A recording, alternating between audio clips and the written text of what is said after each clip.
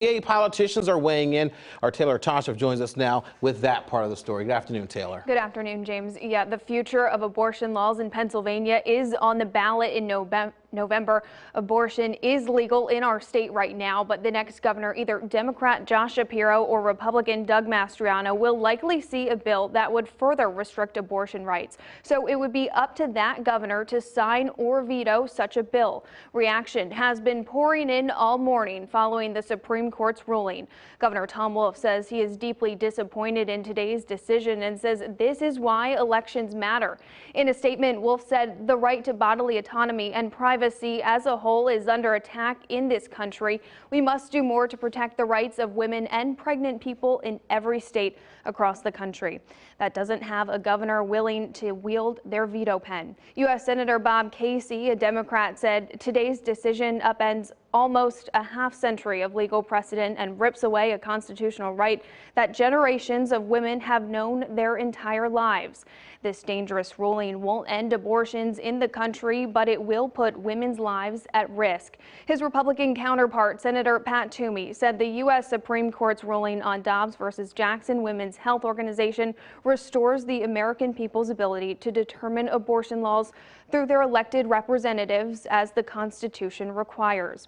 One of the men hoping to take over Toomey's seat is Democrat Lieutenant Governor John Fetterman. In a campaign statement, he says deciding how and when to become a mother is a decision that should always be made by a woman and her doctor, not politicians. Speaking in his capacity as Attorney General, Josh Shapiro said to the doctors and patients in Pennsylvania who are worried about how this decision will impact them, know that the full force of my office is dedicated to protecting legal access to abortion in our Commonwealth. Speaking as a candidate for governor, Shapiro said he would keep abortion legal if he's the next governor. We have not yet heard from his opponent, Doug Mastriano, or the Republican nominee for U.S. Senate, Mehmet Oz. Both have run on strongly pro-life platforms thus far. Reporting live from the studio, Taylor Toshoff. James, will send it back to you. All right, Taylor, thank you very much for that. And we do have more reactions to today's historic ruling. Pennsylvania State Senate Majority Leader Republican Kim Ward tweeted, "Today's decision by the Supreme Court of the United States is less about reproductive rights and more about returning power back to the states." Another Republican, House State Government Committee Chair Seth Grove of York County tweeted, "A win for life and state rights. Thank you, U.S. Supreme Court." And Cheryl Allen of the PA Family Institute called this a monumental victory for unborn children and their mothers. The statement went on to say that Pennsylvania legislators should pass the so-called Life Amendment, an amendment to the state constitution saying there is no constitutional right to abortion or the public funding of abortions in Pennsylvania. That bill is currently advancing through the Senate on party line votes. Now, for more on today's ruling and what it means for Pennsylvanians, I'm joined now by State Representative Leanne Kruger. She's a Democrat representing Delaware County. Representative Kruger, thank you so much for being with us this afternoon. So my first question to you, just what were your thoughts when you heard of this ruling? Well, my social media feed and my text thread and my phone are full of messages from women who are shocked and devastated, and today's decision by the U.S. Supreme Court is absolutely an attack on our reproductive rights. I think many of us on the inside in politics expected this day to come, but so many folks who haven't been tracking it as closely are waking up to the fact that our access to abortion, 50 years of precedent, was just devastated and taken away by the U.S. Supreme Court this morning. And let's just talk about what this means here in Pennsylvania. What does this change anything in this state? This does not change our access to abortion in Pennsylvania right now.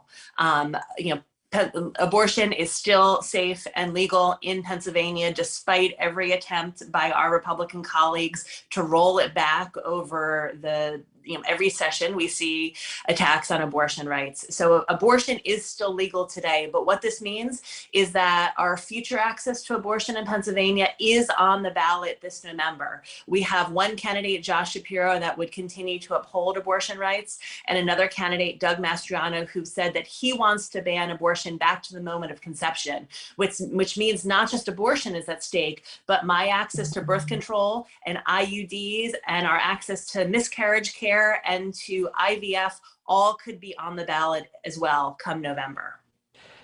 Now, as you said, you've been hearing from a lot of your constituents, a lot of your women constituents.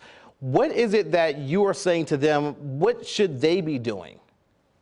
So again, right now we need to remember that abortion is legal in Pennsylvania. However, there are 26 states, including some of our neighbors, that are poised to roll back abortion rights immediately. So those of us, folks in Western Pennsylvania and the southern part of the state could soon see neighbors coming in from Ohio and West Virginia looking for safe, legal abortion care. That's coming soon. It's imperative that we elect a governor in November that will continue to protect our access to abortion. But one of the things that so many people don't know is that there's also a constitutional amendment moving in Harrisburg that a governor could not veto that would roll back abortion rights as well. And so it is imperative that not only do we elect Josh Shapiro in November, but we also elect Democrats to the state House and Senate. Otherwise, a constitutional amendment could move that even a Democratic governor could not veto. I was just about to ask you about that. We just had a statement from the PA Family Institute talking about that constitutional amendment that would go past a governor's veto that would not be able to stop that. Are you concerned about that, being that both the Pennsylvania State House and the state Senate are run by Republicans by a big majority?